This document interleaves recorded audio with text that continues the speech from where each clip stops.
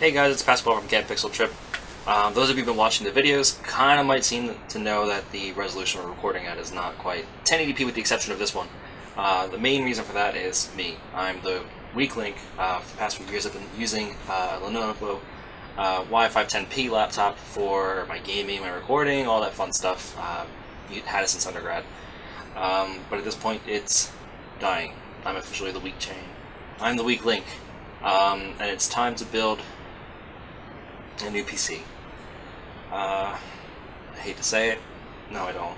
I just spent the money, ordered all the parts. They should be coming in.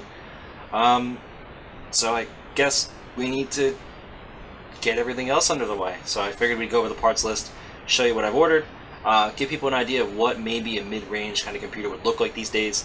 It's been about 10 years since I've actually built a rig. So it's interesting to see what 2007 parts are looking like versus 2017.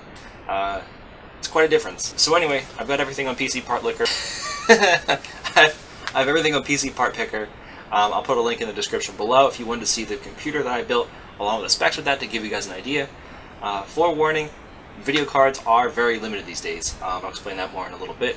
But onto the parts. The link for this part list will be down in the description below, so if you want to take a look and see roughly what I'm spending, what's kind of included in it, just be advised this is a little bit more than your mid-range computer. It's built to be a tiny bit future-proof, so I don't have to touch it for a couple of years, which is great. And for the most part, they're fairly recent parts. Starting off, I've got an AMD Ryzen 5, the 1600 version, with the 3.2 GHz 6-core processor. The reason I didn't go for the Ryzen 7 is mostly just a price difference for me. I didn't need something too overkill for right now. The Ryzen 5 and the Ryzen 7 both use the AM4 socket. So if this processor really gets outdated in a year or two, the AM4 is going to be around for a long time because it's just a brand new socket. I don't think I'd have any problem scooping up a Ryzen 7 or maybe a 9, whatever they come out with in the future to replace that. So I'm very happy with this purchase so far. It's definitely an upgrade from my current Intel quad-core processor. It's only 2.3 gigs on a laptop anyway, so it's definitely underpowered. This is going to be leaps and bounds better, aside from what I have. Thermal paste, gotta have thermal paste, that's it.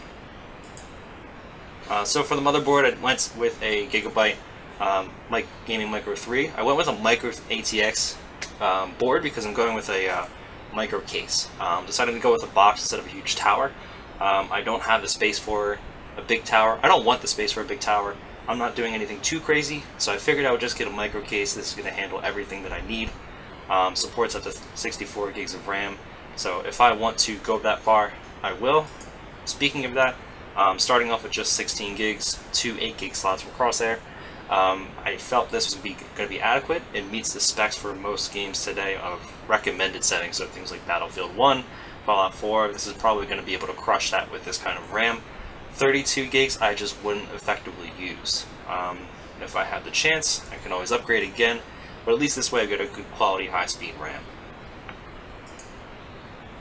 For storage-wise, I've actually got two different drives. I've got the Western Digital Blue for 250 gigs. That's going to be a solid-state drive, primarily for the operating system. A couple of games here and there, but I really just want something bootable. Of course, this is going to be backed up by a 3 gig. Of course, this is going to be backed up by a 3 terabyte internal drive. So this will at least give me the extra storage.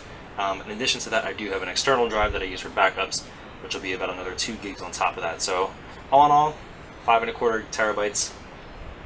I said gigs. The video card, this is actually the biggest pain in the ass of the process so far. Right now I'm recording this in July of 2017, very early in the month. When I was originally looking for parts was back in May. At that point in time, AMD had their RX 480s and 580s available for about $250 to $300 depending on, of course, you know, the clock speed of the memory, the clock speed of the processor, the size of the RAM you had. My better half of this channel, Steve, actually bought a 480 for around $250 US, and that was plenty. It had 8 gigs of RAM, very strong, very fast, but since then we've had a problem. Bitcoin miners have been buying these cards up left and right. The prices have skyrocketed. The availability is very limited, so it took me a while to track one down. I actually ended up going to Best Buy. I went in the store one day and I said, do you guys happen to have these? Like, what's the deal? They actually didn't.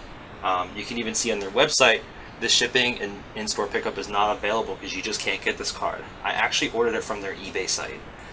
So if you happen to find Best Buy's eBay, I don't know if it's a different distributor or a different warehouse. I found this for that same price of $349.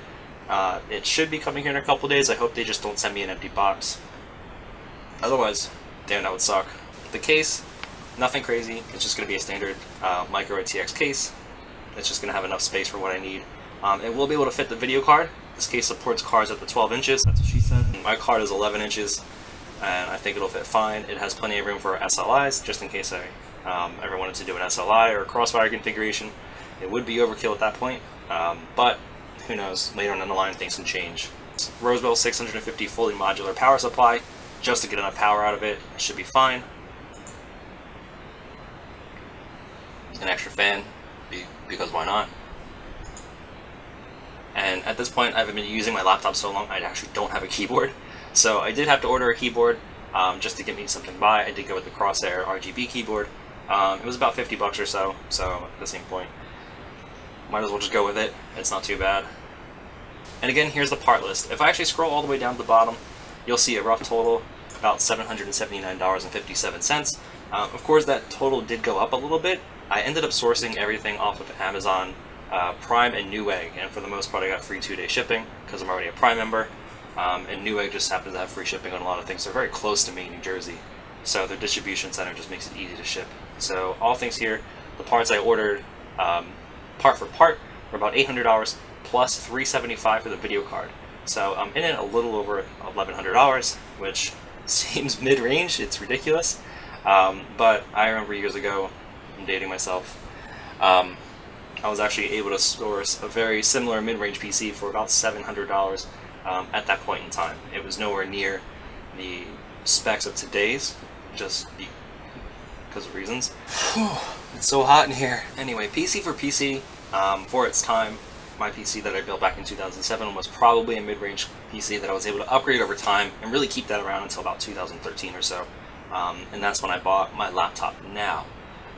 Spec-wise, I'm essentially doubling the power, the storage, the video processing power of my laptop, and because it's not a laptop, it's a full desktop, it definitely just won't be cursed by being primarily a laptop that's portable versus an actual processing desktop. Laptops just aren't.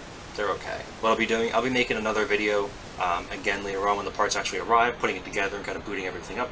I do want to clone my current hard drive for the solid state, so maybe I might do a video about that. I'm not too sure yet. Again, if you guys are putting together your own PC and you want to get an idea of what I'm using, definitely check out the link in the description below. It'll go right to my part list for this particular build. You can check that out. If you guys are looking to do something similar, leave a comment down below.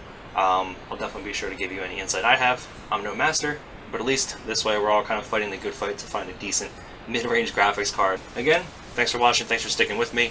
I'll be sure to update soon once everything arrives. And until then, peace. 1, 3, so like 1, 2, jump. Okay. Alright. Yeah. 1, 2, jump.